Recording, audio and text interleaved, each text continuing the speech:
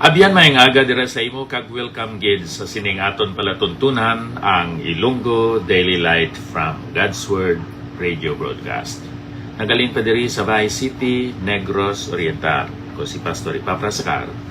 Nagapasalamat sa imo nga pagsunod sa sining aton programa. Pinaagi sa pagpamati sa sining istasyonan sang radyo. Nagapasalamat ako sa mga kabyanan dira sa Hinubaan, sa San Jose Sipalay City, sa Kaliling Kawayan, dira sa Tapi, sa Bantayan B, sa Daan Banwa, kag dira man sa Kamingawan, nga naga-replay sa sining aton kada adlaw nga programa.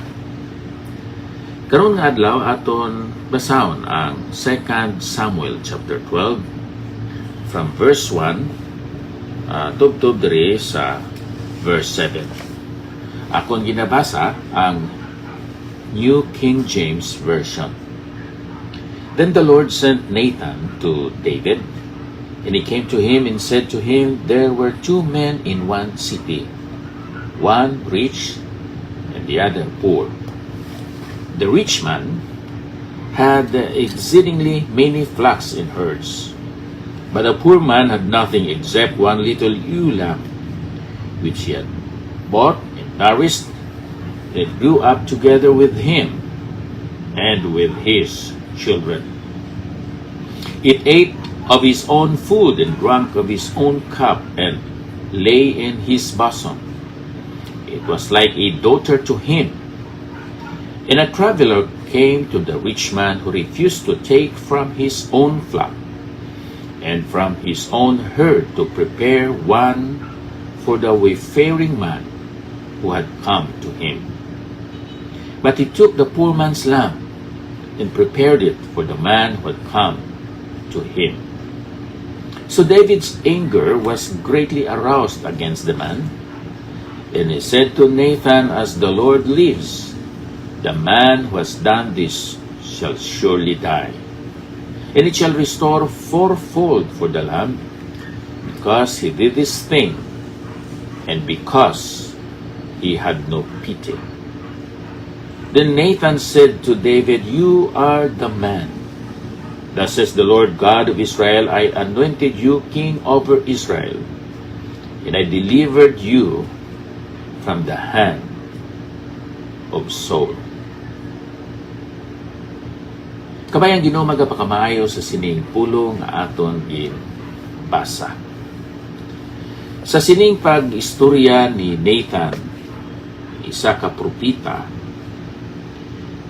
sa kay Haring David, iya ginaman, iya ginpreparar si David nga magapamati sa sining iyang istorya, agud nga iya makorner, iya mabuking sa aton slang nga hinambalan ang iya nga sala. Si David naguna-una nga si Nathan nag-istorya nga nungod sang matuod nga natabo nga may pagkawatay sang o pagkuhaay sang karnero kapag ihaw sini kag nga ginpakaon ini sa iya nga bisita. Gali, ini isa ka parabula, isa ka ilustrasyon pinaagi sa sugilanon nanungod sang madalom kag mapait nga ginhimo ni Haring David dito sa kay Bathsheba kag dito sa iya bana nga si Urias. Pinaagi sa sini nga istorya, naghatag sang atensyon kag interest si Haring David sa sining istorya nanungod sang karnero, nanungod sang baka, tungod kay kamo na kahibalo nga siya isa ka magpalantay man sang karnero. Siya hatag sang iya atensyon sa istorya nanungod sang pagkuha o kung pagkawat sang inosente nga karnero. Kagsubong hari, siya obligated sa paghatag sang husto nga paghukom agod nga matagan hustisya ang tao nga ginkuhaan sang karnero. Ang aton reaksyon sa sala sang iban nga tao amo ini ato nakita. Pero sa pagkamatuod, ang aton reaksyon sa kaakig sa sala sang iban nga tao nagatudlo nga kita gali nagahimo sang kaangay sa kasubong man nga sala. Anong ginbuhat ni David tungod sa sining nga istorya? Siling sang balaan kasulatan sa versikulo 5, so David's anger was greatly aroused against the man, and he said to Nathan, as the Lord lives, the man who has done this shall surely die. Nangakig siya sa ginhimo sa sining nga tao nga ginkuha niya ang karnero sang kabus o kun sang imol na tao. Gali, siya man ang nagahimo sang labaw pa na sala. Wala lang siya nagkuha sang karnero sa iya kasilingan, kundi ang iya gin nga asawa, nga mo si Bathsheba, kag nga iya gin papatay si Urias. Abi ninyo, abyan, ikaw kag ako nagasugata sang mga tentasyon sa aton nga kabuhi. Ikaw kag ako may mga sala nga mahimo nga kun kaisa nahimo kita nga bungol kag bulag sa aton kaugalingon nga mga sala. Pero sa sala gani isang iban, kita nagapahayag sa aton kaakig kadaw kita perfecto nga mga klase sang tao.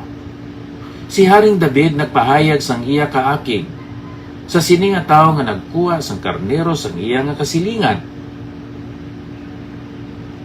Gali kay cover up lang yadtong iya nga kaakig. Sa idalom sa iya kabuhi, sa iya tagipuson, ara ang pagpangawat, ang pagkuha, ang pagpakasala, sa pagpakighilawas sa babay nga hindi niya asawa, kag naglain pagit ang pagpapatay sang bana ni Bathsheba.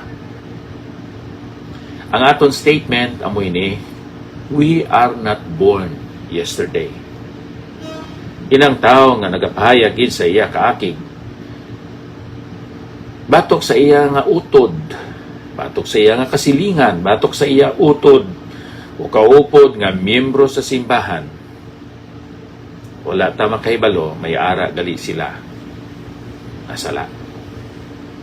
Pero tanawa bala si Ginoong Hesus, bisan siya matarong, himpit, wala sing sala, sila niya, come unto me all ye that labor and are heavy laden, and I will give you rest. Take my yoke upon you and learn of me, for I am meek and lowly of heart. Meek and lowly of heart. Kung sa aton pahabyan, may pag-inakog, may kabalaka, may pagkamapinasaylon ining aton maluluwas, si Ginoong Hesus.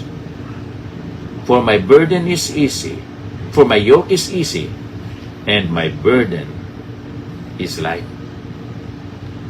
So, ang isa ka tao nga sugiran nimo sang sala sang iban, kag grabe gid ang iya nga kaakig, siguro makasiling kita, may ara na siya gintago nga sala. Kaangay sa ginhimo ni Haring David, kaakig siya sa tao sa istorya ni Nathan, isa ka propeta. Pero ginhambalan siya sa versikulo 7, ikaw amo ina ang tao. Kag siling sambalan kasulatan, siya nagibi kag nagbaton sa iya na sala. So ining anger o kaakig, kung kaisa abyan, isa lang naka-cover up sang dako pagid nga sala sa sinang tao na nagapangakig. Kabay pa kung tani nga bantayan naton ang aton kaugalingon sa sini nga mga bagay, kay sa ginasiling ko na we are not born yesterday. Diyos nga balaan, madamo gid nga salamat. Sining istorya nga natabo dito sa kabuhi ni Haring David. Isa siya katawo nga malapit sa imo. He was a man after God's own heart, siling sa balaan kasulatan. Pero tungod kay wala siya magabantay sa iya kaugalingon because of his laziness, dullness, of his slothfulness. Wala siya nagdisiplina sa iyang kaugalingon. Nagsalig siya sa iyang mga accomplishments. Dito nagsulod ang tentasyon. Subong isa ka traveler o isa ka guest sa iyang kabuhi. Tuloy kami sa sininga adlaw na magbantay sa amon kaugalingon, kabay pakuntaning ang amon mga pangunahuna, mga pululungon, kag mga binuhatan, makapahimuot, makapalipay sa amon manluluwas nga si Ginoong Hesukristo.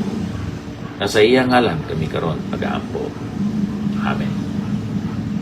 Abyan, salamat gid sa inyo nga pagsunod sining aton nga programa. Ako si Pastor Epafras Sacar.